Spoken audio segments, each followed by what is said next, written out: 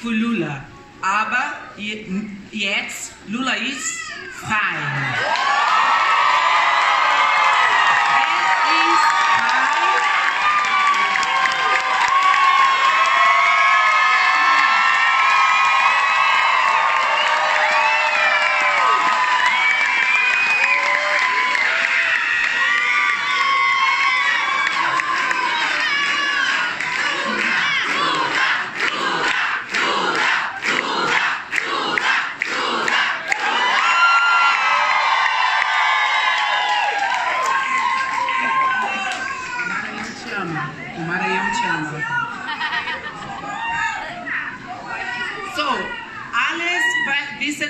Übersetzung.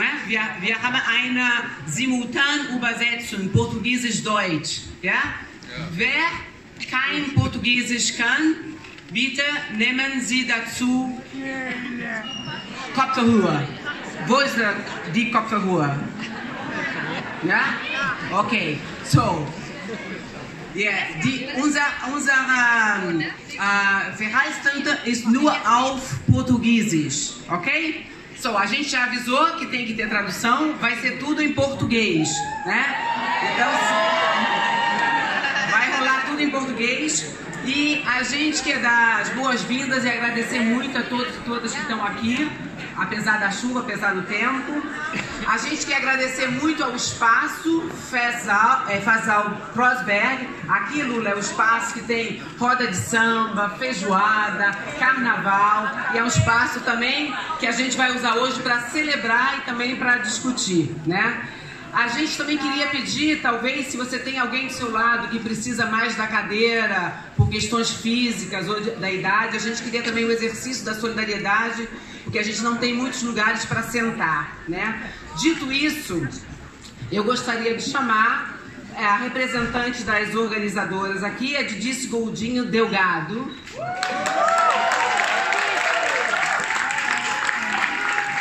Também chamar a Rosângela Silvia para estar com a gente.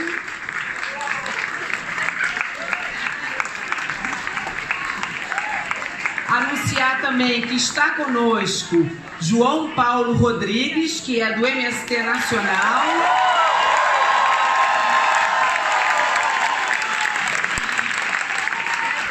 E anunciar, a gente sabe que na história recente do Brasil tem uma figura que teve o nome alterado, né? Virou Fora Temer. E tem agora outra figura que tem um nome também alterado, virou Lula Livre. Agora conosco, Lula Livre. Bom, eu vou passar a palavra para a Didice, que vai fazer breves palavras aqui em nome da comissão organizadora para receber os nossos convidados.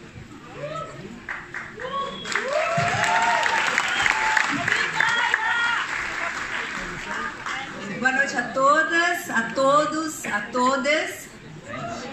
Bem-vindo, presidente Lula. Bem-vinda a comitiva que o acompanha.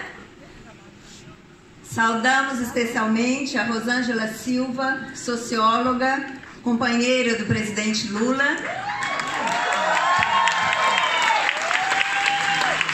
João Paulo Rodrigues, membro da direção nacional do Movimento Sem Terra.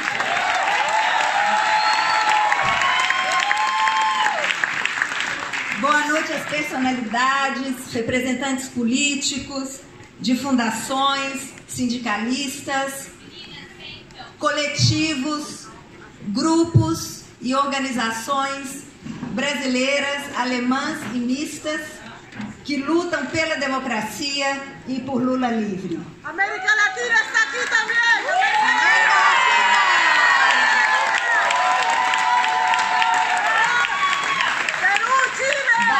Querida Bárbara, nossa moderadora, querido Lula. Saúdo vocês em nome das entidades organizadoras desse encontro. Fundação Friedrich Ebert, IG Metal, LAF, Fórum da América Latina de Berlim, FDCL, Centro de Pesquisa e Documentação Chile-América Latina, Iniciativa Brasil de Berlim e COBRA, Cooperação Brasil, e dos coletivos apoiadores Comitê Lula Livre de Berlim, Iniciativa Alemã Lula Livre, Articulação de Mulheres Negras de Berlim e FIBRA, Frente Internacional de Brasileiras e Brasileiros pela Democracia e contra o Golpe.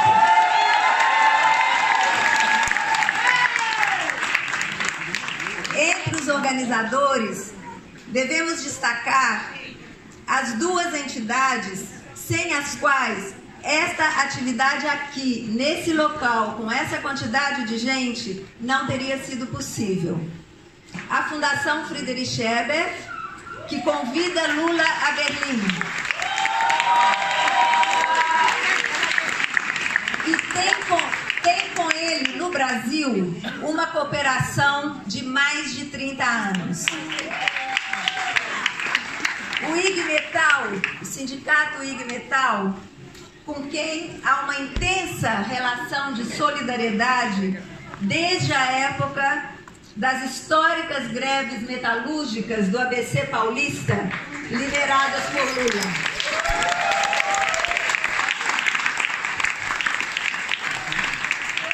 É um prazer e uma honra contarmos com a sua presença na Alemanha, Lula.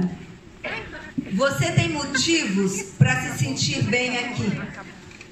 Nas eleições presidenciais de 2018, Fernando Haddad venceu no país com 56% dos votos.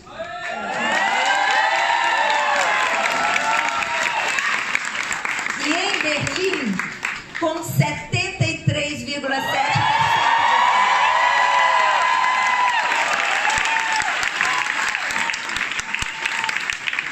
Nós te agradecemos por você ter incluído Berlim no seu roteiro de visita a algumas cidades europeias. Parabéns pelo título de cidadão honorário de Paris.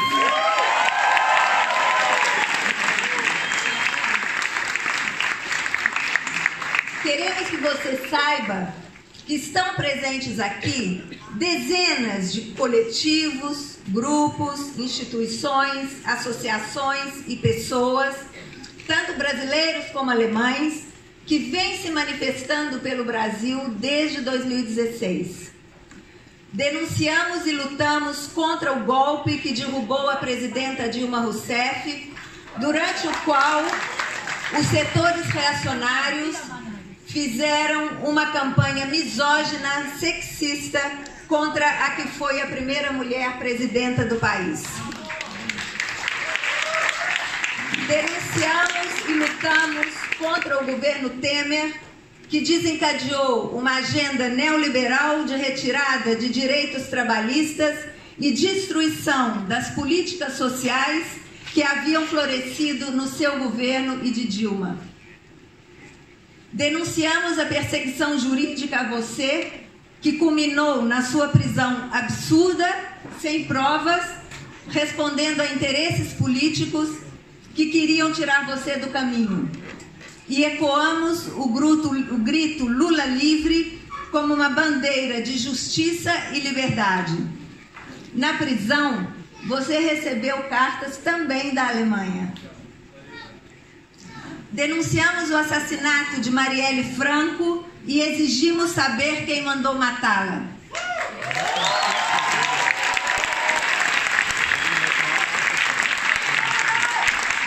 Denunciamos o atual governo de extrema-direita, que tem aumentado a ameaça à democracia e aprofundado drasticamente as desigualdades sociais no Brasil. Fomos para a rua em várias cidades da Alemanha. Levamos faixas e cartazes nas duas línguas, protestando contra os retrocessos e as injustiças no Brasil e conclamando a solidariedade da sociedade alemã. Através das redes sociais, essas manifestações chegaram ao Brasil, reforçando a resistência local. Muitas pessoas e grupos têm posicionamentos e militância distintos aos seus, Lula. Mas a luta pela sua liberdade ultrapassou essas fronteiras. a perseguição judicial a você, sua prisão para impedir seu direito de se candidatar, as inúmeras arbitrariedades cometidas contra você ao longo desse período afetam e dizem respeito a todas as pessoas, grupos, instituições sociais e políticas e movimentos sociais que são defensores da democracia, da justiça social e da igualdade em todas as suas expressões. Esse encontro com você, hoje, alimenta a nossa energia para continuar lutando para mudar o Brasil de agora. Para seguir resistindo ao racismo, à misoginia e ao sexismo, à homofobia, ao autoritarismo, à perseguição aos povos indígenas, à destruição dos direitos de todo tipo, na cidade e no campo, à violência e ao ódio que estão tão à flor da pele. Sua presença é um estímulo para não desistirmos de tentar resgatar o mínimo de igualdade social que havíamos alcançado no Brasil. Tão pouco ainda em relação à estrutural desigualdade que marca nossa história. E para ir muito além. Agradecemos a presença de vocês, brasileiras e brasileiros, que não perdemos a esperança de transformar o panorama desesperador que assola o Brasil. Agradecemos a presença de vocês, alemãs e alemães, que compartilham essa angústia e também essa esperança.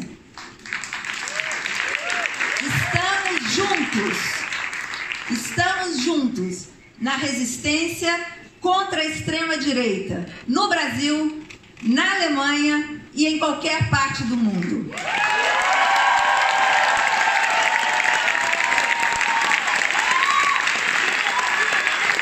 Querido Lula, querida Janja, querido João Paulo, bem-vindos entre nós. Obrigada.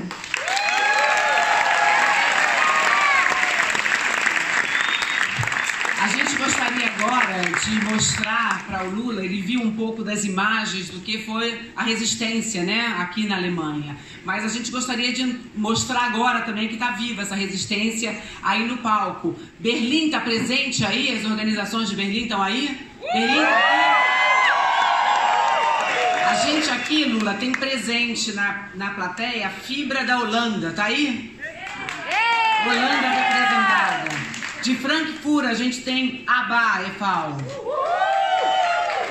Brasileiros em Frankfurt contra o retrocesso. Colônia, Brasil em debate. Hamburgo pela democracia no Brasil. Coletivo Grupo de Discussão sobre Temas Brasileiros, Hamburgo. Munique também está aí. Tem o coletivo Resistência Bavária contra o golpe. De Berlim, a gente tem Night zum Put in Brazilian. A gente tem International Women's Space. Coletivo Quilombo Alê. A gente tem coletivo Articulação de Mulheres Negras. Temos o coletivo Berlim pela Democracia no Brasil. Fórum Resiste Brasil Berlim. Deutsche Initiative Lula Livre. Comitê Lula Livre Berlim. Freiheit für Lula. A gente também tem Kassel. Coletivo Resistência Kassel. De Hannover. Judeus e Judias com Lula. Leipzig. Democracia por Brazilian. Ulm contra o golpe. Emigrantifa. É isso? Migrantifa! Migrantifa! Isso é só para dar uma ideia da quantidade de organizações que você viu um pouco pelas imagens aqui, que a resistência em Berlim, na Alemanha e na Europa não foi pouca, foi grande. E a gente deve dizer que essa resistência também, ela foi muito especial, porque ela não viu a liberdade do Lula como um aspecto individual, de libertar uma pessoa. Esse movimento entendeu que a liberdade do Lula tinha a ver com a preservação da democracia e tinha a ver com a luta pela justiça para Marielle Franco e Anderson, pela luta contra a prisão da Preta Ferreira, pela luta por terra, pela luta pelo Amazonas. Foi uma luta muito integrada, não foi uma luta...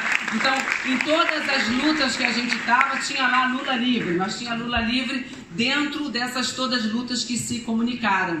E a gente não pode deixar, e não pode deixar de registrar que a gente está no mês de luta pelos direitos das mulheres, né? A gente acabou de ver, nós da América Latina especialmente orgulhosas com as milhares de mulheres que estiveram nas ruas, no Chile, no Brasil, na Argentina, que estão agora muito próximas a terem uma lei de aborto legal e gratuito.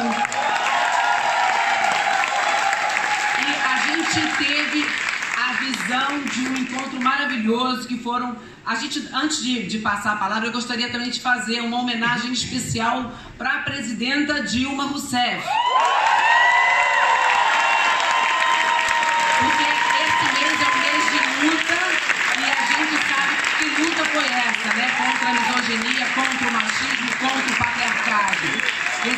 Foi muito dura essa luta. Nós levamos essa luta muito adiante. Também queria dizer que esse mês também é o mês da Marielle Franco, né? Como diria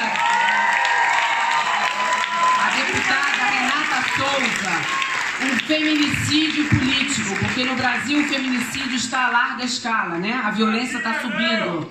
E a gente sabe que foi um feminicídio político, né? As razões do assassinato, da eliminação de Marielle Franco. Nesse dia 14, aqui em Berlim, vai ter também uma manifestação que está organizada pelo Coletivo de Mulheres Negras e por outras organizações, né? Vai ser dia 14, das 15 às 18 horas, todo mundo lá dando essa força. Agora, e justiça para a Marielle. A gente quer saber quem mandou matar a Marielle. A gente quase sabe, né? Mas a gente quer saber. A gente já sabe. O ato vai ser em Kreuzberg. A gente, ainda tem a questão dessa coisa com a vida da Marielle Franco. Bom, eu gostaria então, nessa homenagem às mulheres, ao encontro das mulheres do MC, eu vi o vídeo do Lula mandando a mensagem para o encontro das mulheres, fazendo uma homenagem também à Rosa Luxemburgo. Foi um vídeo muito bonito, com palavras muito bonitas. Também hoje é um dia da gente também fazer essa memória a todas essas mulheres que são nossas ancestrais, né? Na luta pela preservação de direitos, que entregaram a sua vida. Então eu gostaria que agora de chamar para também dividir com a gente um pouco da perspectiva do MST Nacional, o João Paulo Rodrigues.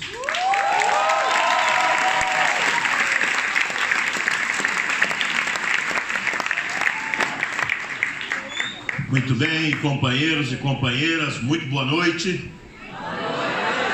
Quero dizer da alegria de estar participando desse importante evento político aqui na cidade de Berlim. Mas quero fazer um cumprimento muito especial a cada militante, a cada companheiro e companheira que desde o golpe em 2016 continua levantando a bandeira "foi golpe", continua levantando a bandeira em defesa do presidente Lula e continua defendendo e levantando a bandeira "quem matou Marielle". Mas eu não posso deixar de fazer um agradecimento muito especial a cada um de vocês que tem, ao longo desses 34 anos, sendo muito solidário à luta pela terra e à luta pela reforma agrária no Brasil. Desde o massacre de Eldorado dos Carajás em 1996, que a Alemanha e Berlim têm sido palco da denúncia contra o latifúndio improdutivo do nosso país e sempre muito solidário à luta do nosso povo. Mas quero começar essa noite dedicando esta minha fala às mais de 3.500 mulheres que terminou o primeiro encontro nacional de acampadas e assentadas do MST no dia de ontem. Um grande feito político. Mas quero dedicar essa noite a elas, presidente Lula, porque o Bolsonaro, ao longo do último ano, tem dito que o MST e os movimentos populares não faz luta, que as organizações estão com medo dele, e as nossas mulheres foram lá dentro do Ministério da Agricultura, ocupou aquele ministério à luz do dia nessa segunda-feira e diz: nós não aceitamos essa política golpista e nós não aceitamos que essa rainha do agrotóxico, que é a ministra do agrotóxico, continue envenenando nossos alimentos e o nosso povo e as nossas crianças. Portanto, viva as mulheres do MST e viva o 8 de março e as mulheres de luta em todo o mundo. Quero continuar, companheiros e companheiras, dizendo que nós viemos e tivemos a oportunidade única de acompanhar o presidente Lula e a companheira Janja durante essa passagem pela Europa. Está eu, a companheira Adriana, o companheiro Rocha, o companheiro Manuel Caetano, são advogados e toda a equipe Lula, e ficamos muito sensibilizados como cada companheiro e companheira tem recebido essa delegação por onde passamos. Um momento muito emocionante foi ver um metalúrgico de São Bernardo do Campo, que saiu lá do Nordeste desse país, receber o título cidadão parisiense. Muitos da burguesia brasileira até têm residência em Paris, mas nenhum conseguiu um feito de ser cidadão daquele povo, reconhecido por aquele povo e, acima de tudo, ser considerado um cidadão que representa o símbolo da liberdade e da democracia que está na figura do presidente Lula. Quero dizer também que foi de muita alegria quando chegamos em Genebra e fomos recebidos pela Comissão das Igrejas Mundial, e o presidente Lula levantou um grande desafio, que a partir da conversa que teve com o Papa na Itália, da necessidade de nós criar uma agenda política para debater a questão das desigualdades social, política, da desigualdade no mundo do trabalho, em todas elas. E as igrejas se comprometeram a ajudar a construir essa agenda por todo o país. Mas não foi menor, presidente, e muito emocionante quando nós encontramos o senhor John Assange, pai do Julian Assange. E se comprometemos com ele a contribuir na luta pela liberdade desse grande preso político, um preso do Império Americano, que é o Julian Assange, que está há mais de 10 anos encarcerado, e que isso tem que ser uma batalha de solidariedade a esse grande companheiro e companheira. E por fim, viemos também aqui para a Alemanha fazer esse debate sobre os desafios que está colocado na política brasileira. Desafios esses que passa desde enfrentar um governo golpista, aonde que tem como principal lema a retirada de direito dos trabalhadores, mas pior do que isso, um governo que tem construído uma ideologia de que mais do que ter direitos, só vai ter trabalho. E colocou na cabeça de parcela da população brasileira que o momento é dele ser empreendedor social. O empreendedor social é uma política de precarização do trabalho, de uberização, que retira direitos daqueles trabalhadores e que não deixa avançar. O presidente Lula com a presidenta Dilma gerou milhares de empregos, e todos eles sendo destruídos por essa política conservadora, atrasada, que é o símbolo do bolsonarismo brasileiro. Também viemos conversar aqui na Europa, que é o momento de nós discutir qual é o papel do Estado na defesa dos mais pobres, qual é o papel do Estado de garantir que não haja mais criminalização contra os que se pretendem fazer luta, contra os mais pobres, contra os pretos e as pretas que estão na periferia, para que esse Estado não seja somente um Estado para reprimir o povo, como tem feito no Brasil com os indígenas, com os sem terra, com as quilombolas e com todo o povo que se pretende fazer luta. Também aproveitamos esse momento para fazer um debate aqui na Europa, além de discutir aquele Estado que o Bolsonaro constituiu, também uma preocupação que atinge todos nós, que é essa política do ódio e do medo que tem se esparramado pelo mundo, e aqui a gente vê ela no dia a dia com os migrantes que procuram emprego e procuram refúgio, e que essa direita tem criado essa política de ódio contra o nosso povo. Quero terminar dizer que nós também viemos aqui na Europa pensar sobre o futuro. qual é o projeto que a esquerda, dos comunistas, os socialistas, os progressistas vão discutir no próximo período. Mas mais do que um projeto, como é que nós vamos explicar isso para o povo? Qual vai ser a nossa narrativa? Como é que nós vamos ser maioria no próximo período com as bandeiras que nós defendemos e que nós queremos no próximo período? Portanto, não é só uma responsabilidade do povo brasileiro fazer esse debate, é uma responsabilidade de todos que acreditam que um outro mundo é possível. E ter à frente de um debate como esse, um brasileiro que tem a referência do presidente Lula, para nós é de muita alegria. Quero dizer que o MST está muito agradecido de ter tido essa oportunidade de participar desse debate e aproveitamos aqui para anunciar que o nosso movimento, como forma de enfrentamento a esse modelo, no dia 20 agora vamos para a nossa terceira festa da colheita do arroz orgânico, aonde vamos levar o presidente Lula e mostrar para esse agronegócio que nós, com muito orgulho, graças às políticas públicas tirada do presidente Lula, que foi constituída naquele período, somos o maior produtor de arroz orgânico da América Latina, com muito orgulho.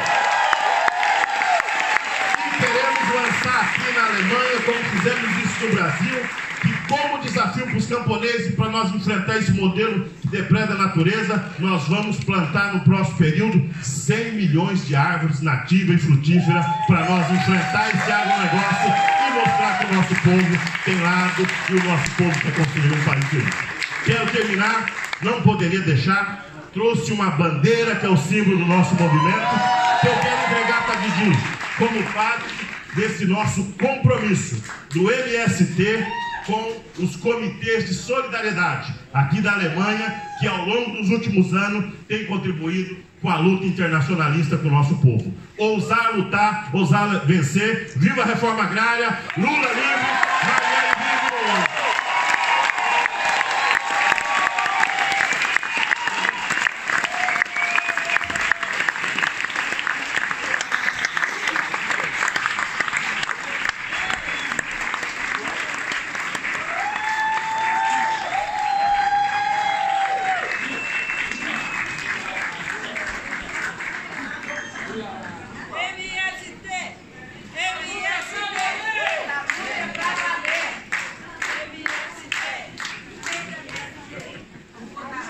Aproveitar e botar a bandeira aqui pra gente, né?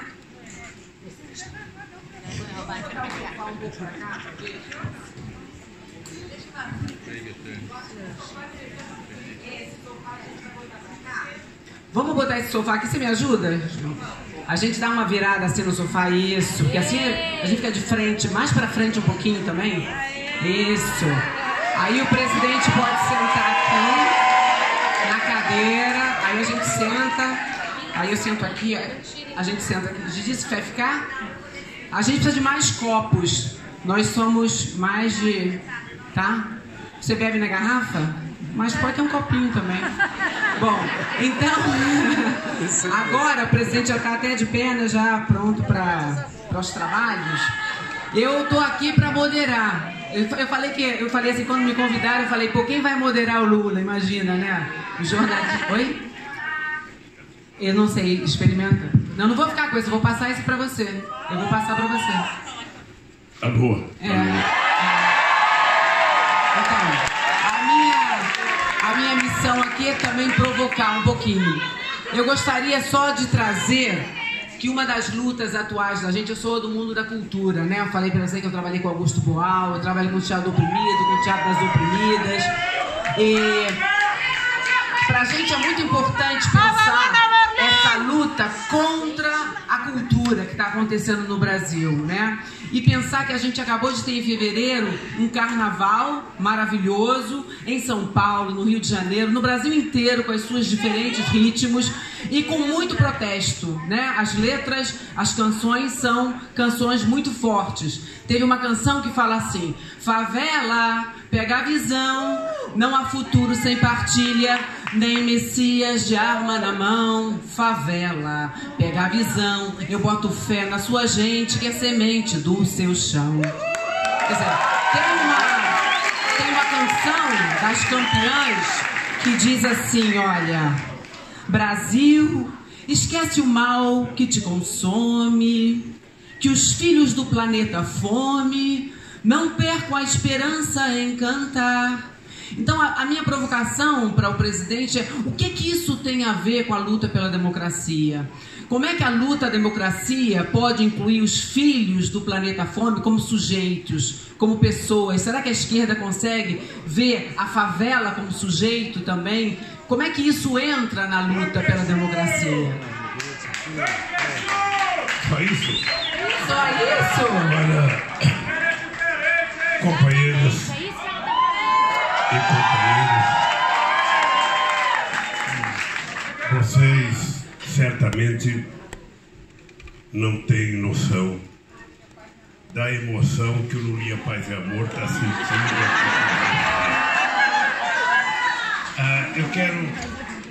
Eu quero, nessa noite de agradecimento, porque a minha viagem pela Europa faz parte de uma política de agradecimento a todos vocês, aqueles que eu conheci ou aqueles que eu não conheci, aqueles que eram do PT, que não eram do PT, aqueles que eram alemães, aqueles que eram brasileiros ou de outras nações. Eu quero agradecer de coração o gesto que vocês fizeram de solidariedade ao Brasil e a injustiça da decisão da minha prisão por um juiz, que eu não vou dizer o que ele é aqui, porque eu não quero com eles. Filho da puta!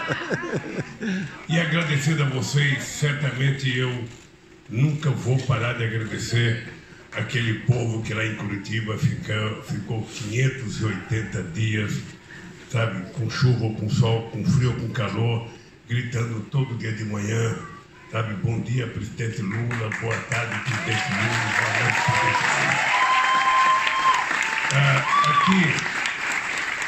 Aqui tem um grupo de advogados que eu queria que o Rocha, o Caetano e a Adriana levantassem para as pessoas conhecerem.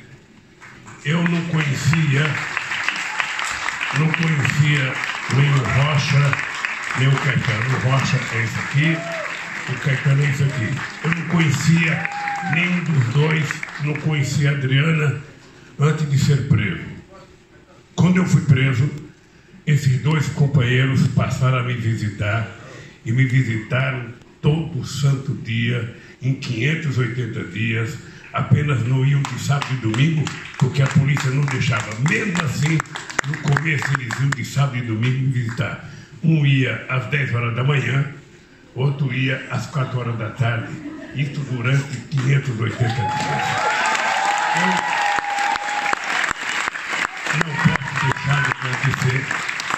Certamente a solidariedade do Rocha foi dirigida pela companheira Adriana, que é advogada e companheira e sócia dele do escritório. Ela que manda no escritório, na verdade.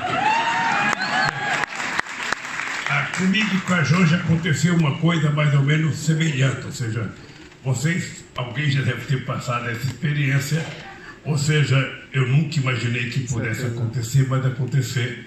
O amor cresceu na cadeia e nós passamos a nos corresponder frequentemente. Não tinha zap, não tinha e-mail, não tinha Twitter, era por carta, e durante 580 dias a gente se comunicou por carta. Eu recebia as cartas dela às 4 horas da tarde, ela recebia minhas cartas às 10 horas da manhã, durante 580 dias.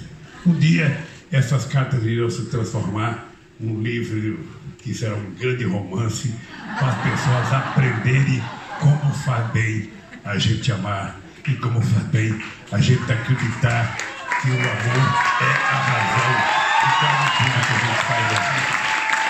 Bem, dito tudo isso, eu queria dizer para vocês que na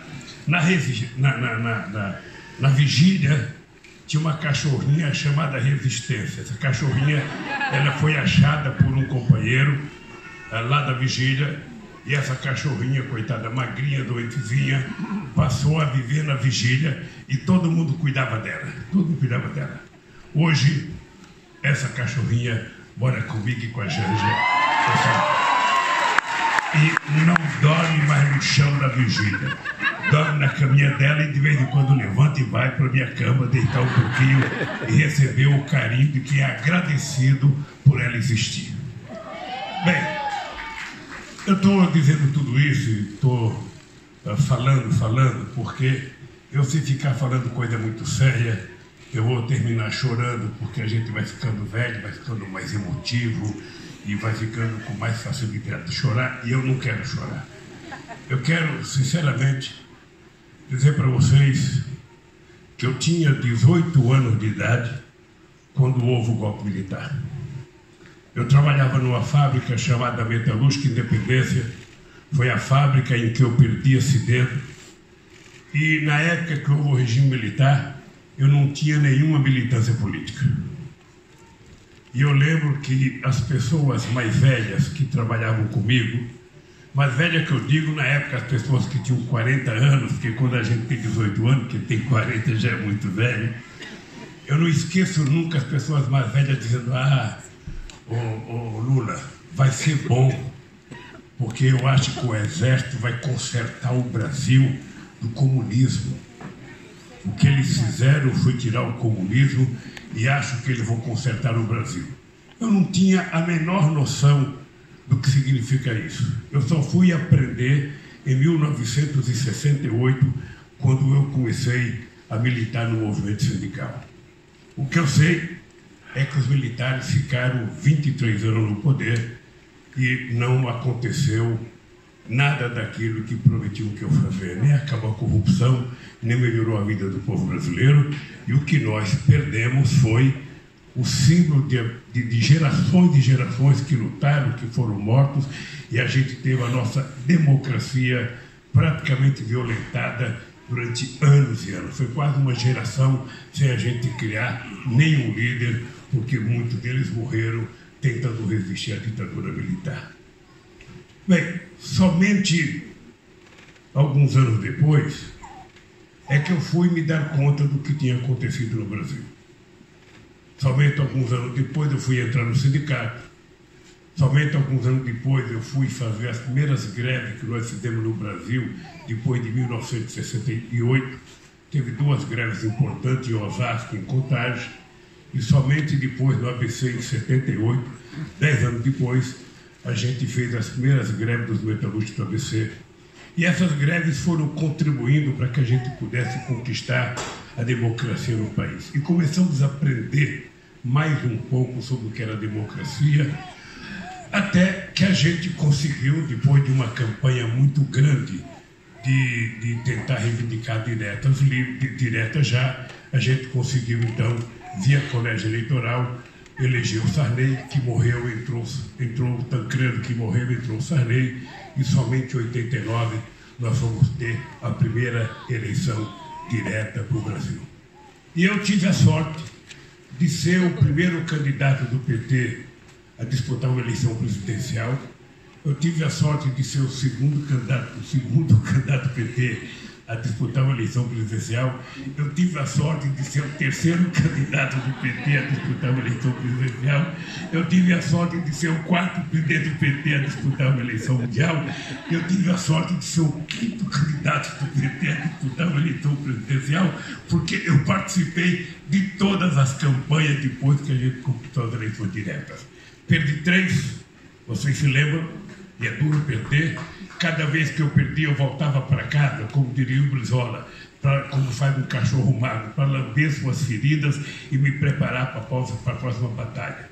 A verdade é que nós perdemos 3 eleições e a verdade é que nós ganhamos 4. Eu tenho muito orgulho. De ter ganho 2 eleições e tenho mais orgulho ainda de ter contribuído para que a gente elegesse pela primeira vez na história de um país latino-americano, num país do tamanho do Brasil, uma mulher presidenta da República do meu país. Uma mulher que tinha sido presa, uma mulher que tinha sido torturada, uma mulher que ficou 3 anos e meio na cadeia. Essa mulher que escapou da morte na prisão, essa mulher virou presidente da República. Isso para mim é motivo de orgulho, muito orgulho saber que as mulheres estão tão ou mais preparadas do que os homens para exercer qualquer cargo em qualquer atividade pública, e as mulheres não têm que pedir licença. As mulheres não pedem, elas mandam e elas precisam valer a força que elas têm, não apenas enquanto maioria, mas fazer um valor enquanto competência. Porque eu digo sempre, e eu dizia quando eu era presidente, o meu governo só vai dar certo se eu souber governar como o coração de uma mãe. Porque não tem nada mais humano, não tem nada mais solidário e não tem nada mais chamegoso do que o carinho que uma mãe dá para os seus filhos. O tratamento que ela dá de igualdade de condições. Isso somente uma mulher pode fazer. Por mais que um homem queira fazer, ele não consegue fazer porque ele não nasceu para fazer isso e jamais ele vai cumprir o papel de uma mulher. E eu talvez seja assim, porque sou filho da dona Lindu, e a dona Lindu, embora nasceu e morreu analfabeta, ela soube criar um filho decentemente. De 12 filhos que teve, ela criou 8, e eu tive o privilégio de ser o caçula, e o caçula normalmente é bem tratado, é melhor tratado, e aqui deve ter alguns caçulas que sabem do que eu estou falando. Pois bem, eu contei esse começo de história para vocês, para dizer para vocês que eu nunca imaginei viver o momento que estamos vivendo no Brasil.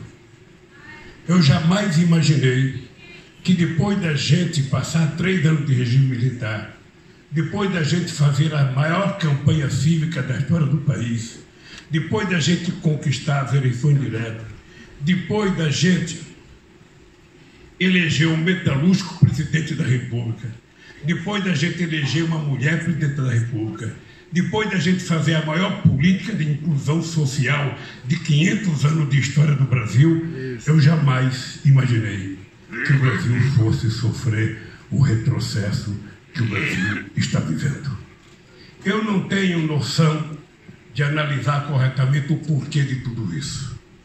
Eu não consigo compreender o ódio que está estabelecido entre a sociedade.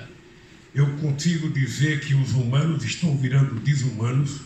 Nós perdemos o sentido da humanidade, do humanismo, da solidariedade, da compaixão, do carinho, do sentimento. Ou seja, nós estamos virando individualistas, estamos brigando com tudo e contra tudo. Tudo a gente parece que resolve no celular, parece que a gente não conversa mais com as pessoas vão num restaurante comer, cada um no celular falando, as pessoas não se conversam, as pessoas estão namorando. Eu cheguei numa casa do Jacques Wagner, na Bahia, outro dia, tinha 2 casais de jovens namorando, um sentado de frente para o outro, com o celular, um falando com o outro. Eu fui lá, tirei o celular da mão do dono e falei, se olhem, para vocês perceberem que vocês estão mais bonitos do que o celular. Se olhem, pelo amor de Deus. E eu acho que está faltando um pouco isso. E o ódio tomou conta do nosso país. Ou seja, a gente que nasceu querendo paz, a gente que nasceu querendo democracia, a gente passou a ter um candidato que tinha como símbolo distribuir arma para todo mundo, vender arma barato, armar fazendeiro para matar sem terra, armar fazendeiro para bater não sei quem, armar miliciano para matar pobre, negro na periferia das grandes cidades brasileiras, e esse cidadão ganhou as eleições tendo como símbolo uma arma. Vocês mais jovens não se lembram, mas eu me lembro que lá em São Paulo, na campanha de governo de São Paulo, nos anos 80, a gente tinha candidato que fazia a campanha dizendo que bandido bom era bandido morto. E já dizendo naquela época que moleque de 16 anos que cometesse crime tinha que ser preso, porque o moleque de 16 anos tem que ser preso, não tem que ser tratado como menor. Essa gente já estava no Brasil antes do Bolsonaro. Essa gente já fazia campanha. Eu lembro que em São Paulo a campanha que o Maluf fazia era uma jabanta com uma grade dentro, e dentro da grade pessoas vestidas de prisioneiro dizendo que bandido bom é bandido morto. Ou seja, finalmente essa gente chegou ao governo. E chegou ao governo com que discurso? Chegou ao governo com o discurso do ódio, porque lamentavelmente nós temos no Brasil uma imprensa que disseminou o ódio e a mentira durante todo o tempo que o PT governou o nosso país.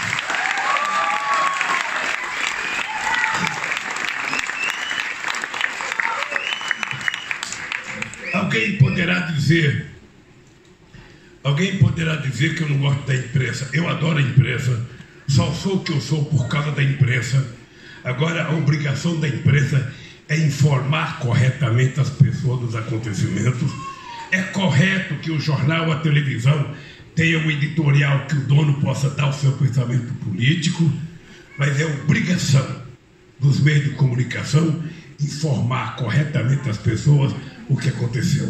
E eles venderam ódio contra o PT, mentira contra o PT, e a única conclusão que eu tenho é de que eles não suportaram a política de inclusão social que o PT fez. Imaginar que hoje a gente tem no Brasil 51% dos estudantes universitários considerados negros ou pardos, com estudantes da periferia desse país, é inimaginável. Imaginar, como a gente viu naquele filme, A Que Horas Ela Volta, em que mostra que é possível uma menina da periferia, pobre, negra, filho de uma empregada doméstica, disputar uma vaga na universidade com o filho do rico, e essa menina, se tiver a oportunidade, passar no vestibular e o filho do rico repetir. As pessoas não suportavam. As pessoas,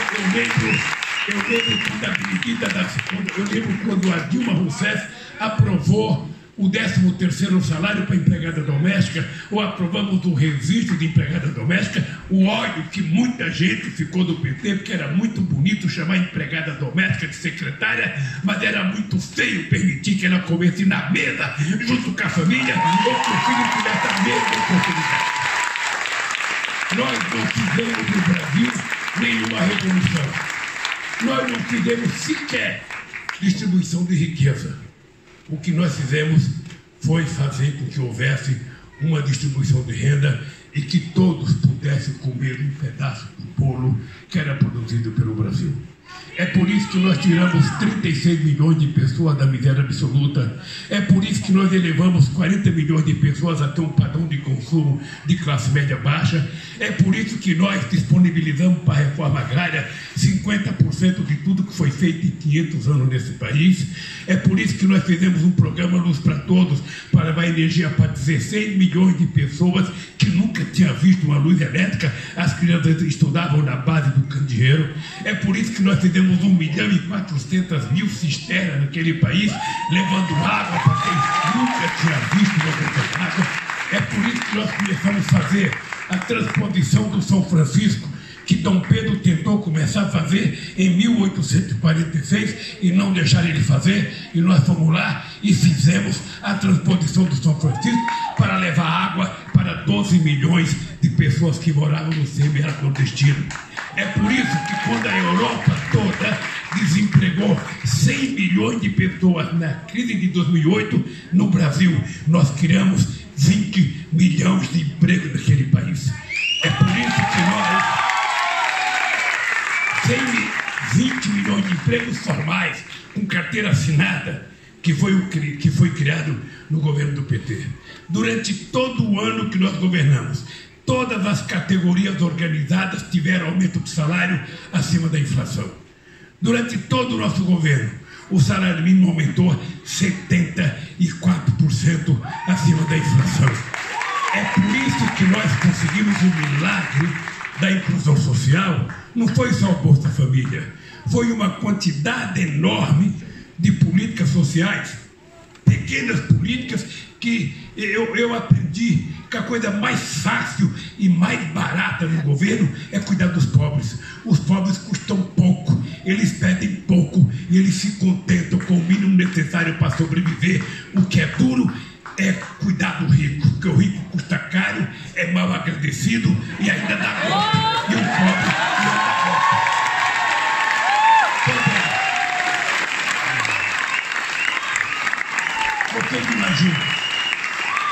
Vocês imaginam quantas pessoas ficaram com bronca da Dilma quando ela aprovou o programa Ciência Sem Fronteira, que garantiu 100 mil jovens brasileiros estudar no exterior? Porque antigamente o estudar no interior era quem tinha pai que podia pagar. Quando nascia uma criança, dependendo do berço que ela nascia, a gente sabia, essa vai para Sorbonne, essa vai para Harvard, essa vai para Berlim. E quando a gente nascia, dependendo do berço, a gente falava, essa não vai conseguir sequer fazer o segundo grau, porque vai ter que parar de estudar para trabalhar, como muita gente, que sabe, o pai ou os avós de vocês. Essa gente nunca admitiu. E eu falo isso que é para as pessoas aprenderem, porque a gente às vezes não sabe e não tem informação. Não sei se vocês sabem que o Brasil foi o último país da América do Sul a ter uma universidade. Por que o maior país da América do Sul foi o último? Vocês sabiam que o Peru teve a primeira universidade em 1554? Vocês sabiam que a Bolívia teve universidade em 1600 e alguns anos? Que a Colômbia teve universidade em 1600? Que em 1918 a Argentina já tinha feito a sua primeira reforma universitária? E qual é a explicação que o maior país da América Latina só teve a primeira universidade em 1920? Qual é a explicação? Alguém poderia me explicar por que o Brasil foi o último país a ter universidade? Na verdade, é porque nós temos 350 anos de tradição do escravagismo no Brasil e que pobre não era para estudar. Depois da Revolução de 32, da tentativa de golpe que São Paulo tentou dar no Brasil em 32, a elite paulista tomou a decisão.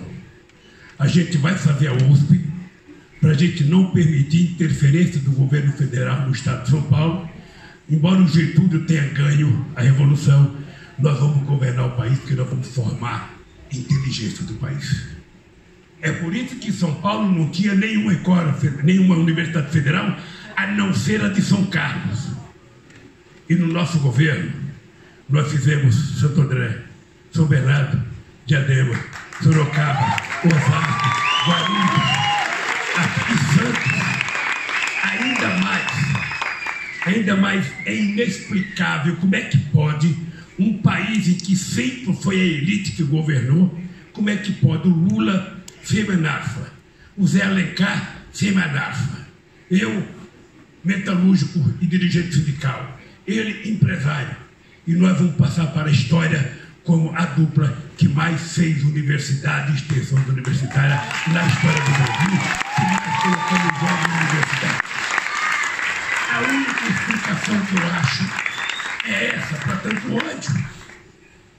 Vocês estão lembrados quanta gente se queixava? Por que os aeroportos estão virando rodoviária? Por que estão virando rodoviária? Porque o pobre não queria mais ir de busão para o Nordeste, ele queria ir de avião para o Nordeste. Ele queria ter o direito. Vocês viram o Guedes esses dias criticar que o dólar, era preciso aumentar o dólar porque tinha empregada doméstica querendo viajar para Miami.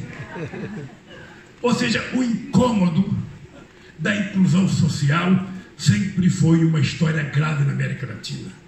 O pobre não poderia frequentar as mesmas praças, o pobre não poderia frequentar os mesmos restaurantes, o pobre não poderia frequentar o mesmo teatro, o mesmo cinema, e muito menos pobre pensar em ter acesso à universidade. Era impensável. Eu digo isso pela minha experiência de vida. Eu quero dizer para vocês que o que está acontecendo no Brasil hoje, eu jamais imaginei. Eu tenho orgulho de dizer, não sei se aqui tem algum cientista, eu quero dizer para vocês que eu tenho orgulho de ter feito parte da Ciência e Tecnologia em 2007.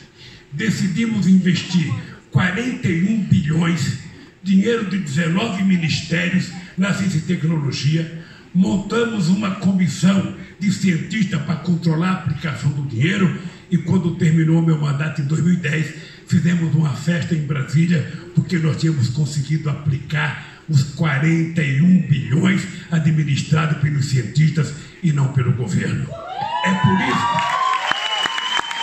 por isso que no meu governo o Brasil tinha passado a ser o 13º país em publicações científicas em revistas especializadas. Parece que é pouca coisa, mas tem motivo de orgulho muito grande. Nós fizemos 178 extensões universitárias, levando universidade para os grotões do país, onde jamais se imaginou que pudesse ter uma universidade. É por isso que nós criamos 540 escolas técnicas em 13 anos. Nós fizemos mais do que eles fizeram em um século no nosso país. E isso certamente passou a ter uma preocupação. Por que esse partido fica cuidando de pobre? Eu lembro, para quem não se lembra, porque já faz 10 anos vocês eram muito jovens, eu lembro que quando eu criei o Bolsa Família, sabe o que um cidadão da Globo disse? Esse dinheiro seria melhor aplicado se ao invés de fazer Bolsa Família, fosse feita estrada e ponte. Eu lembro que eu falei para ele, o dia que o povo comer cimento e comer asfalto, a gente vai fazer. Por enquanto o povo quer feijão, arroz, farinha,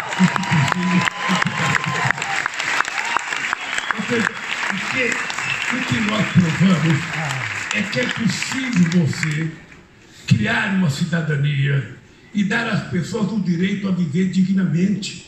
Não é nenhum luxo as crianças tomarem um copo de leite todo dia de manhã. Não é nenhum luxo as pessoas mais humildes poder fazer uma universidade. Não pode ser privilégio. O que nós queríamos é colocar no mesmo banco para disputar uma vaga na universidade quem quisesse, independentemente da renda social, da origem social, do berço que nasceu. O que nós queremos é dar oportunidade e que vença o melhor. É assim que nós queremos esse país. Nós não queríamos nem tirar nada de ninguém, nós nem mexemos na riqueza dos ricos. O que nós fizemos foi apenas distribuir corretamente o bolo daquilo que a gente arrecadava. Então, companheiros e companheiras, esta é uma explicação que eu vejo para ter acontecido o que aconteceu no Brasil. Não sei se vocês acompanharam de perto, já estavam aqui, mas o dado concreto é que nem o Bolsonaro acreditava que ele fosse presidente da República. Eu duvido que em algum momento ele acreditou. Eu duvido. Pois bem, o dado concreto é que ele ganhou as eleições. Não importa se com fake news, não importa com a indústria do Zap, o dado concreto é que ele ganhou. E agora a gente vai ter que amargar, porque a gente sabe que o mandato é de 4 anos. É sempre muito demorado o mandato para quem perde e é muito rápido para quem ganha. Eu sou daqueles que não fico torcendo para que os governantes eleitos deem errado. Por que eu não fico torcendo para dar errado? Porque eu acho que quem paga o pato quando dá errado é o povo mais humilde do país, é o povo mais pobre, é o povo trabalhador. E nós estamos vendo a política de destruição da democracia. Nunca a educação sofreu o que está sofrendo. Aliás, falar em cultura, não sei se você viu, que ontem parece que a Regina Duarte indicou uma pessoa para o cargo e o general foi lá e tirou. Sabe quando a gente vai ter um ministro como Gilberto Gil, Juca Ferreira? Vai demorar muito para a gente conquistar a democracia nesse país. Porque um país que não tem investimento em ciência e tecnologia, um país que não tem investimento em educação, um país que não investe em cultura, é um país que não quer efetivamente democracia, é um país que não quer liberdade e é um país que tem, sabe, uma predestinação de não progredir, porque não existe na história da humanidade nenhum país que ficou rico sem antes investir na educação, sem antes investir, sabe, na ciência e tecnologia. É por isso que nós, quando descobrimos o pré-sal, criamos uma coisa chamada, sabe, um fundo para aplicar 75% de todo o royalties que a gente arrecadava do petróleo para educação, ciência e tecnologia e saúde. Então, todas essas políticas justificam, inclusive, o golpe que nós sofremos. Porque pode ter certeza que o golpe que nós sofremos tem muito a ver com os interesses dos americanos pelo petróleo. Foi assim na guerra do Iraque, foi assim na Líbia, e foi assim na tentativa de derrubar o Maduro, e foi assim no golpe que deram no Brasil. Pode ter certeza que um dia aparece. Às vezes demora 30 anos, 40 anos, 50 anos, mas um dia aparece. A gente ficava dizendo que os militares tinham a ver com o golpe de 64, eles diziam que os americanos, eles diziam que não. Faz pouco tempo apareceu uma conversa telefônica do Kennedy com o embaixador americano aqui no Brasil, dizendo, olha, se o golpe não der certo, nós estamos com porta-aviões aí, nós então resolvemos facilitar o golpe no Brasil. E eu tenho certeza que, inclusive, os meus processos tem o braço do Departamento de Justiça dos Estados Unidos fomentando e incentivando o que aconteceu no Brasil, o que aconteceu na Bolívia, o que aconteceu no Equador e a tentativa de eleger um picareta como Guaidó presidente da Venezuela. Veja, eu não me pergunte se eu gosto, se eu amo ou não o Maduro, que eu canto presidente. A única coisa que eu acho é o seguinte: ele foi eleito. Quem quiser derrubá-lo, disputa as eleições e o derruba. O que não dá é por mundo desenvolvido, inclusive o governo da Alemanha, aceitar que alguém pode se auto-indicar presidente e aceitar que Guaidó fosse indicado presidente na Venezuela. Não é possível. Então, gente, eu quero terminar dizendo para vocês o seguinte: vocês estão acompanhando notícias nos jornais. Todos vocês acompanhando pela internet, vocês estão vendo a crise que o mundo está vivendo. O mundo está vivendo uma crise econômica e está vivendo uma crise financeira. Econômica, porque o país que puxava a economia, que era a China, com o coronavírus, ou seja, está deixando de produzir muita coisa, está deixando de comprar muita coisa, e isso tem uma influência negativa no comércio do mundo inteiro. Então tem uma crise econômica. Tá? E uma crise financeira, porque está cheio de banco que pode quebrar, porque banco que fica vendendo papel sem produzir sequer um pente ou uma escova de dente, pode acontecer o que aconteceu com o Lehman Brothers em 2008, que nós já gastamos 25 trilhões de dólares e ainda não conseguimos resolver o problema do sistema financeiro. Então estejam preparados para dias difíceis no Brasil. Estejam preparados, a economia não cresce, o PIB não cresce, vocês viram pela internet também, o PIB só cresceu 1%, o presidente, cara de pau como é, ao invés de explicar à população, preferiu contratar um humorista da Record do Rio de Janeiro para esculhambar o não crescimento do PIB. Seria melhor e mais digno ele ter coragem de falar para o povo por que não cresceu e não vai crescer enquanto eles não falarem a palavra desenvolvimento, política industrial, geração de emprego, distribuição de renda, ao invés de falar só em pacote fiscal, em corte, em emenda 95 e mais ainda, falar em vender patrimônio público. É inacreditável porque às vezes a gente é levado a acreditar no que eles falam. Há uma tentativa de desmontar o Estado. O discurso mais simples é o seguinte: o Estado arrecada muito, é preciso diminuir a arrecadação do Estado, e o Estado gasta muito mal. É preciso, então, que os empresários governem o país. Vocês estão lembrados quando a Fiesp colocava os patinhos, quem vai pagar o pato? Por que ela não coloca o patinho agora e vai cobrar do Bolsonaro? É porque a verdade nua e crua, é que os países mais justos do mundo, o Estado tem que ser forte, porque só quem faz política social é o Estado. Só quem cuida do pobre é o Estado. Se o governo não presta, troca esse governo. Mas o que não dá para você achar, sabe, que o Estado fraco resolve o problema da população. Não resolve. Eu queria aproveitar aqui de Berlim, com mulheres e homens maravilhosos aqui me olhando e eu falando sozinho com o microfone, sem dar parte, dizer para vocês o seguinte: vocês estão lembrados em 2008, nós tivemos a crise em 2008. E muita gente zombou quando eu disse que a crise era só uma marolinha, que ela ia passar rápido e que a gente ia consertar o país. O que aconteceu? Nós tivemos um ano bruto, porque a indústria automobilística mundial, em função de resolver a crise nos seus países, reduzir a produção no Brasil. Mas em 2010, o Brasil já voltou a crescer 7,5%.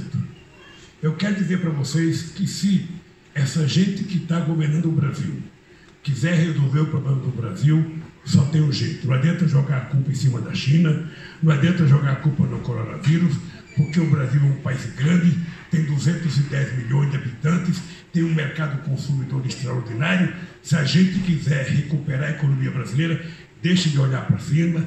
Um governo que faça investimento, como eu fiz. Na época nós colocamos 100 bilhões para financiar a economia. Um governo que abra crédito para as pessoas investirem. Um governo que coloque investimento em infraestrutura, porque na hora que o governo investe, as pessoas começam a acreditar e podem começar a investir. Então, se o governo não acabar com a política de contenção de gasto que ele está fazendo com a emenda, com a PEC 95, que não vai gastar nada, se o governo não parar de acumular dinheiro para pagar a taxa de juros, e se o governo não colocar dinheiro para investir no desenvolvimento, sobretudo com a obra de infraestrutura, o Brasil não vai se recuperar tão cedo. Então é importante que eles saibam. Se eles não souberem, é importante que eles aprendam de que só tem um jeito do Brasil se recuperar, é o governo começar a fazer investimento público para começar a desenvolver no país. Porque nenhum empresário vai investir no Brasil num estado que o governo não acredita nele. Porque na hora que o governo acredita no seu discurso, ele faz acontecer. Se ele não acredita, se o governo não tem credibilidade e não merece credibilidade, se o governo não é um governo previsível e não passa previsibilidade para a sociedade, eu quero saber quem vai investir no Brasil. É ele, o governo, que tem que investir. Então, se eles não sabem cuidar do país, lamentavelmente, é uma lição triste que o povo vai ter que aprender com essa gente que está lá. Porque até agora, eles não utilizaram a palavra política industrial, a palavra crescimento econômico, a palavra investimento e a palavra financiamento. E sem essas coisas, não há economia que cresça no nosso país. E o Brasil não está precisando de mais golpe, o Brasil não está precisando de mais arroxo, o Brasil está precisando de mais democracia. A democracia não é um pacto de silêncio, porque a sociedade fica quieta esperando o governo fazer a bobagem dele. A democracia é uma sociedade em movimento à busca de conquistar mais direitos para toda a sociedade. E é isso que nós brasileiros precisamos aprender, João Paulo, companheiro João Paulo, nós temos que aprender. Ou nós vamos para a rua exigir que esse governo respeite os direitos da sociedade, ou nós vamos para a rua exigir que ele cumpra com os compromissos com a educação, ou nós vamos para a rua exigir que ele cumpra os compromissos com a ciência e tecnologia, porque ele agora está convocando um ato pela internet de apoio a ele. E como todo mundo sabe, a quantidade de milicianos que ele organiza no Brasil, todo mundo sabe o que aconteceu no Ceará recentemente, com orientações, quem sabe, até do próprio governo, para que houvesse um motim, sabe, no quartel no Ceará. Todo mundo sabe a ligação deles, todo mundo desconfia de quem matou Marielle, possivelmente tem gente lá em cima que saiba, só quem não sabe é o povo brasileiro. Então, gente, é o seguinte, eu tenho 74 anos de idade, eu ainda quero casar antes de completar 80. Quero dizer para vocês que se tem uma coisa que eu aprendi nos 580 dias que eu fiquei na Polícia Federal, é que não tem outro jeito a não ser lutar. Se a gente esperar que alguém vai conquistar a democracia para a gente, se alguém esperar que alguém vai conquistar a liberdade que a gente quer, ela não vai acontecer. Então, nós temos que ir para a rua para poder defender os interesses do povo brasileiro. E muito obrigado a vocês por tudo que vocês fizeram e que vocês aqui apoiando certamente vão fazer um abraço, companheiro, e um abraço, companheiro.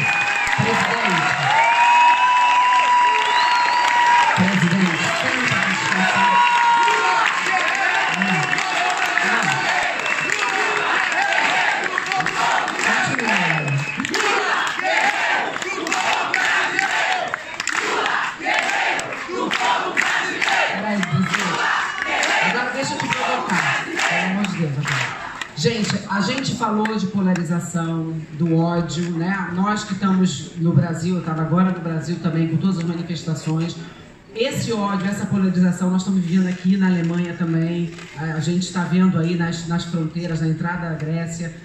Nesse ambiente de polarização, agora, a gente tem que ir para a rua. A gente está falando isso também em diferentes movimentos, movimentos de mulheres.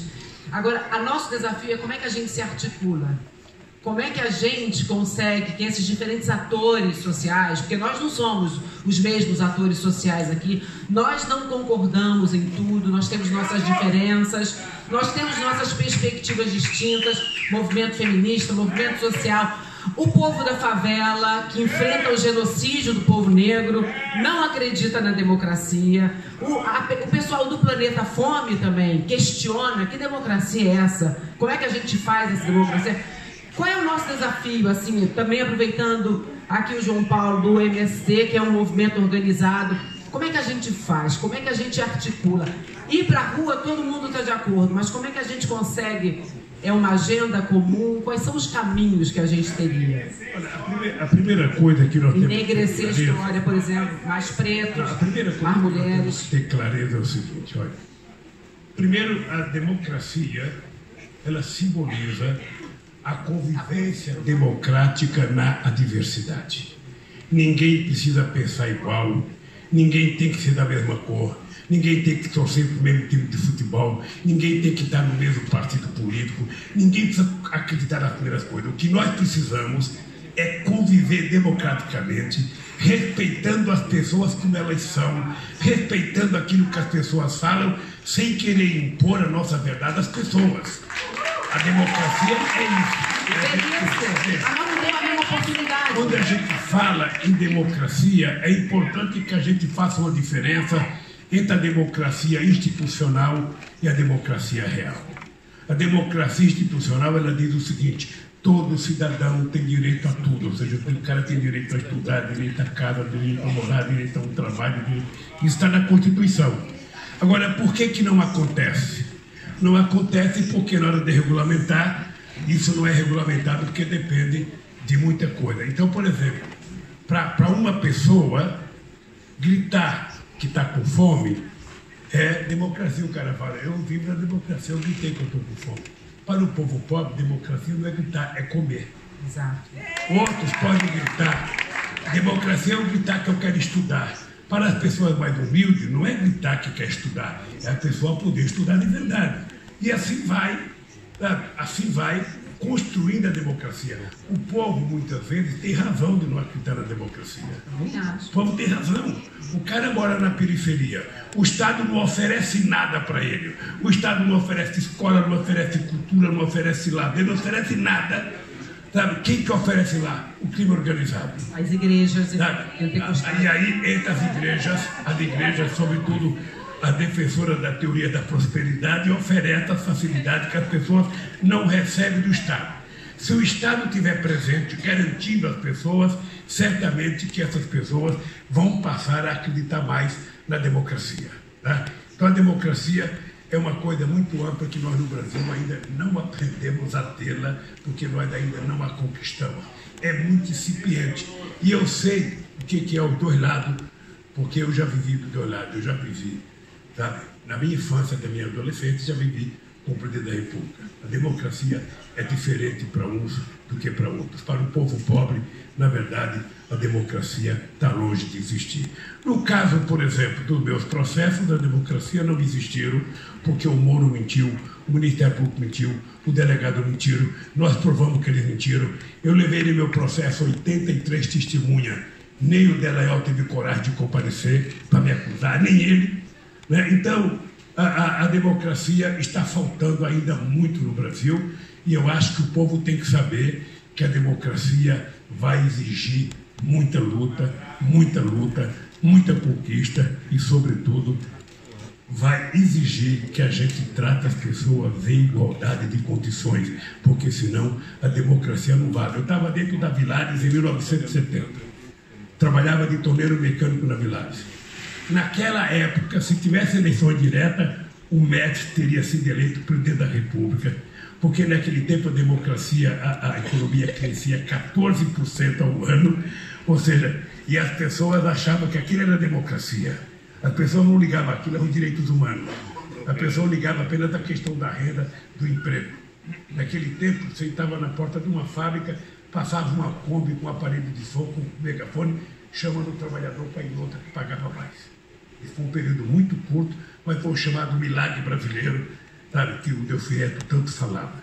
E as pessoas confundiam com democracia, e isso não era democracia, era apenas o sucesso de uma política econômica baseada no arrocho salarial. que nós fomos descobrir depois que tinham mentido para nós até sobre a inflação. Mas como é que a gente constrói democracia com tanta diferença social? A gente constrói como se constrói organização na sociedade. Veja, um dia eu fui para Brasília, em 1978, e eu descobri, eu fui lá por causa de uma lei que o Geisel mandou para o Congresso Nacional, que impedia bancário de fazer greve, que impedia trabalhador de posto de gasolina de fazer greve, que impedia professor de fazer greve. Aí eu fui protestar. Cheguei no Congresso Nacional e eu descobri que não tinha nenhum trabalhador lá. Eu pensei, porra, como é que eu quero democracia, como é que eu quero direito se não tem ninguém meu aqui? Voltei para casa e resolvi construir um partido político. Certamente não era a única solução. Se mais gente tivesse pensado em outro tipo de organização, a gente já teria conquistado mais democracia. O povo se organiza no bairro, o povo faz grupo de protesto, o povo faz grupo de cultura, o povo faz grupo de tanta coisa. Isso é o início da construção da democracia, que só vai ser consolidado quando o Estado for realmente um Estado democrático e que as instituições sejam democráticas. Tá bom. A polícia tem que ser democrática. A gente não tem a democracia. Não tem A democracia. gente vai demorar até, mas o que a gente faz agora com o MST, com a Organização das Mulheres Negras? Como é que a gente faz agora? Continuar, não tem outra saída a não ser continuar lutando, gente. Quando eu estava preso, vieram me oferecer a liberdade, dizendo o seguinte: olha, você vai ter uma progressão de pena, você pode sair, você pode ir para sua casa, ficar preso em casa. Eu dizia, eu não aceito liberdade do jeito que vocês estão propondo, porque eu não troco a minha dignidade pela minha liberdade. Olha, eu acho que o povo ainda vai lutar muito para conquistar a democracia. O cidadão que votou no Bolsonaro, ele acha que votou democraticamente. Ele acha. O resultado das eleições foi democrático, foi verdadeiro? Nós sabemos que não. E o Bolsonaro é tão cara de pau que hoje ele disse que vai processar porque a justiça eleitoral roubou ele e ele não ganhou no primeiro turno. Ele estava preparado para ganhar no primeiro turno. Então, nós estamos vivendo um momento em que a democracia está em xeque. Está em xeque. O Sem Terra sabe, porque eles nasceram em 1984, na época do regime militar. Eu sei porque nós começamos a fazer a greve na época do regime militar. Então não tem outro jeito de construir a democracia. A democracia a gente não pede licença. A gente vai fazendo desaforo. Quando menos a gente esperar, a gente conquista a democracia. João Paulo tem uma contribuição aqui, vamos também? Acho que de modo geral, presidente, é uma brincadeira. Nas terras de Rosa Luxemburgo e Karl Marx, dá uma vontade a gente fazer uma revolução, não dá, presidente? Voltar para casa cada dia mais socialista. No debate que nós estamos fazendo no Brasil, é importante, vocês sabem, 3 grandes frentes nós vamos ter que fazer nesse próximo período. Frente número 1 é o famoso trabalho de base e organização popular. Nós não podemos perder essa perspectiva no Partido dos Trabalhadores, no movimento sindical e no movimento popular, como condição da resistência. Os Bolsonaro resolveram disputar até conselho tutelar na atual conjuntura. Portanto, nós não vamos deixar. Trabalho de base, organização popular. Segunda tarefa é a organização da disputa ideológica. Eles venceram a disputa ideológica por nós nas eleições. Até no grupo de Zap, nós rompeu com a família na disputa ideológica. Nos temas que nós aprendemos e acumulamos nos últimos 40 anos, que é o principal tema que o presidente discutiu aqui na Europa. Portanto, disputa ideológica para nós na atual conjuntura é formação política e de massa, não é só formação de quadro, como diz na velha linguagem clássica. 2, a disputa através dos meios de comunicação. Nós temos que produzir a nossa própria comunicação, mas também construir uma disputa, uma narrativa que a comparada compreenda. E, por fim, ainda como parte das nossas 3 tarefas, é a luta de massa combinado com as eleições. Esse ano nós temos eleição municipal. Nós não podemos sair derrotados. A política econômica do Bolsonaro e as eleições são os 2 testes que nós vamos ver para que é que eles vieram. E eu estou muito convencido que nós vamos sair mais fortalecidos dessas eleições, fruto da luta que nós vamos fazer no primeiro semestre. Vamos que vamos!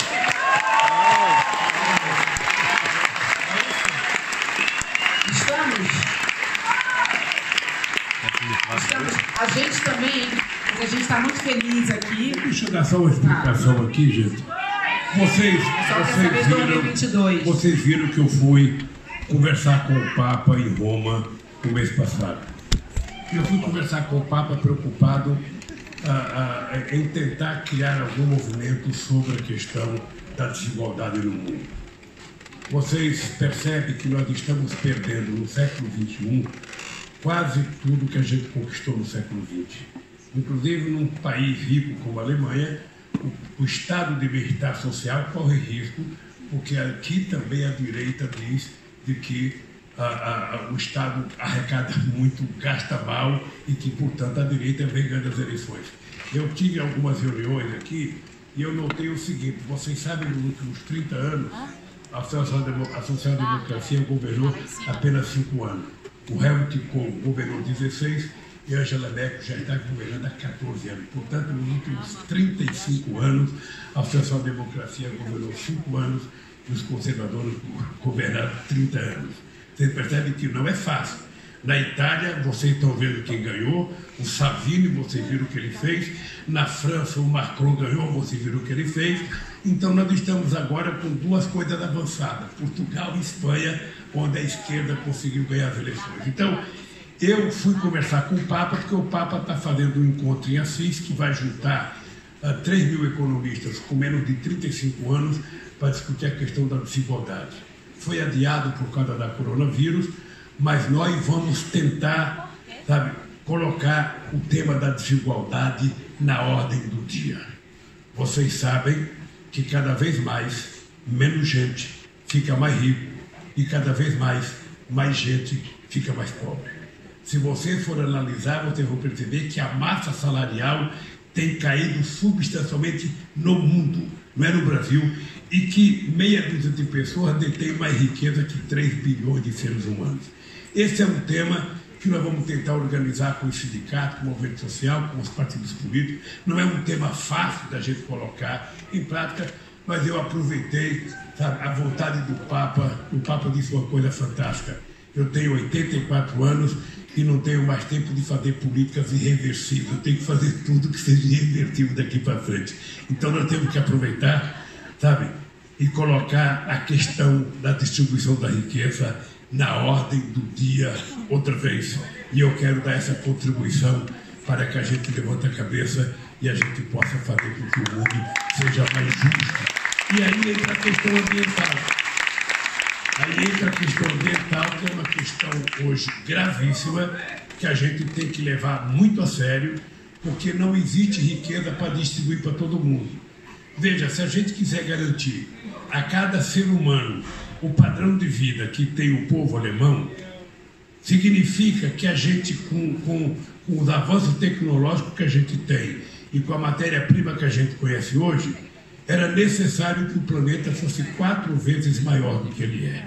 Como o planeta não pode crescer e não se encontrou nada em Marte, nem em Plutão, nem em Júpiter, significa que a gente vai ter que discutir como usar e como distribuir melhor as coisas que nós temos no planeta Terra, porque senão nós seremos os responsáveis por destruí-lo, que é o que está acontecendo aqui. E os países ricos acham que tudo se resolve criando um fundo para financiar os países pobres. Os países pobres também querem crescer, querem gerar emprego, querem pagar salário. A Amazônia não é da França, a Amazônia não é internacional, a Amazônia é do Brasil, portanto o Brasil tem que exercer a soberania sobre a Amazônia. O que o Brasil tem que ter é um governo democrático, não progressista como esse, que saiba que a riqueza da biodiversidade da Amazônia pode ser estudada por cientistas do mundo inteiro e, quem sabe, a gente tirar proveito da riqueza da biodiversidade para resolver parte dos problemas da humanidade, sobretudo na área da saúde. Então, eu acho que esse é um dilema sério. Até hoje os americanos não assinaram o protocolo de Kyoto, até hoje os americanos não assinaram a Carta de Paris e não vai assinar, porque os americanos não querem ceder 1 milímetro na sua política, de poluição do planeta. O que eles querem é que os países pobres não progridam e nós não aceitamos isso. Então, essa campanha contra a desigualdade é uma campanha que vai tratar a questão de gênero, a questão racial, a questão da violência, a questão da polícia, a questão do salário, a questão, sabe, do LGBT, ou seja, é envolver todos os temas para a gente começar a sonhar que é possível construir um mundo mais humano, um mundo mais solidário, um mundo onde o coração fale tanto quanto a nossa razão. Por isso, um beijo, gente. Democracia e justiça social. Muito obrigada, presidente.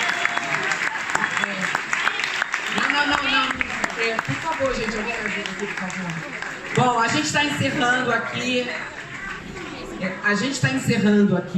A gente não pode dar só para uma pessoa, porque eu teria que abrir para outras pessoas. A gente quer agradecer muito a comissão organizadora. Oi? Gente.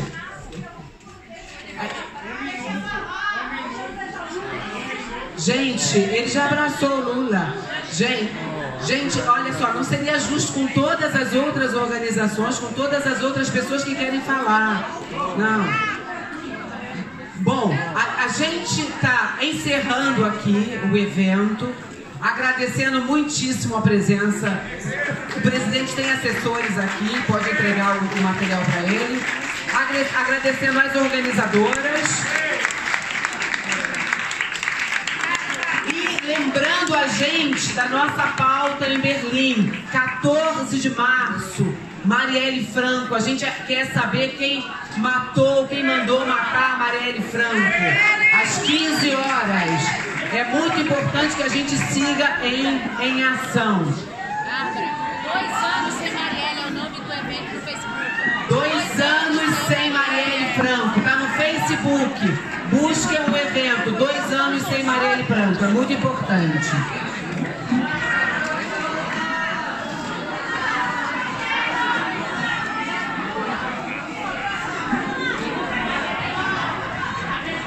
A gente podia ter uma música de Berlim, né, gente? Pra gente cantar e homenagear o nosso convidado.